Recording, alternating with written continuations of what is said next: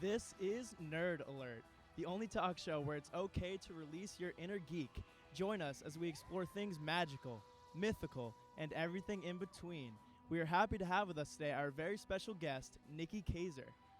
Now, here is our wonderful host, John Jackson. Greetings, nerds, and welcome back to Nerd Alert.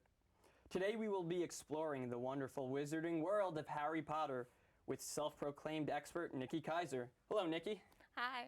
Thanks for coming on today. Thanks for having me. So can you introduce yourself a little bit? So I'm Nikki Kaiser. I'm a sophomore at Manhattan College, born and raised in Queens, and yeah, Harry Potter fan. Yeah, so you're a self-proclaimed expert. So can you tell us about your history with Harry Potter? Well, I guess it first started with my two aunts and my sister. They really got her into it, not me. I didn't like it at first because she really liked it so much.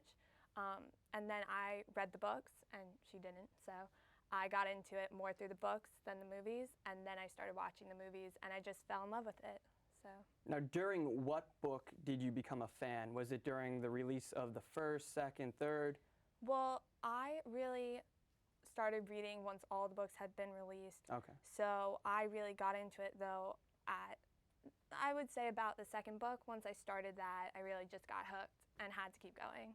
So. Now, what's your favorite book? Is it the second or is it something else? I really liked, I would say the seventh book, but I found that I really like movie-wise. I like all the even numbered movies, I'll say. I don't know why, there's just something about them, something exciting in each one that just was really fun. Is it the numbering or is it the movies themselves? No, I think it's the movies themselves. Yeah. That's just fun. But 2 is my favorite number, so. Now, I'm not a self-proclaimed expert like yourself. Would you be able to name the first to the, it's 7, right? Yes. Yeah, would you be able to name that, like? All the, yeah, all of them? I would say yes. Yeah, because it's Sorcerer's Stone, Chamber of Secrets, Prisoner of Azkaban, Goblet of Fire, Order of the Phoenix, Half-Blood Prince, and Deathly Hallows Parts 1 and 2. Okay, yeah, so you are an expert. Yeah, test you out right there. Now, how about the first book? Didn't it come out as the Philosopher's Stone? Yes, but then that was how it was released in the UK, but then once it came over here, they changed it to Sorcerer's Stone, just because there was something about philosopher being like too fancy of a word or something. For us like Americans? Kids, so, yeah. Yeah, that makes sense. So they changed it out. Now, have you ever received your Hogwarts letter yet? So one of my friends actually got it delivered for me, so I was lucky, but it didn't come when I was 11 like it's supposed to. It came when I was like 15. So a little late, but that's okay. I'll make it to Hogwarts. Now, who's your favorite character in the movies or the books? It's hard to say. I would say my 2 favorites are probably Hermione Granger and Neville Longbottom.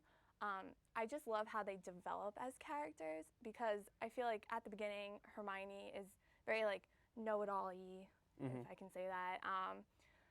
And she comes off as kind of annoying sometimes, but then as she progresses, she shows where it's her girly side and just how she can be a hero too. And it's the same with Neville. He started out awkward and forgetting everything, and then by the end, he was the hero.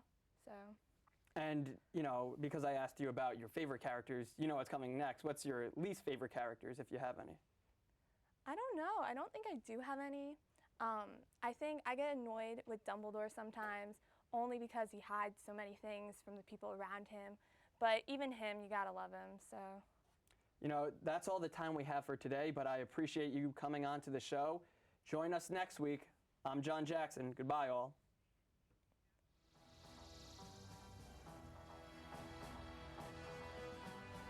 Thank you for joining us again here at Nerd Alert. Tune in next week for an in-depth discussion on which incarnation of the Doctor is the ultimate Doctor, and also which companion was in fact the best companion. I'm Jack Melanson. Live long and prosper.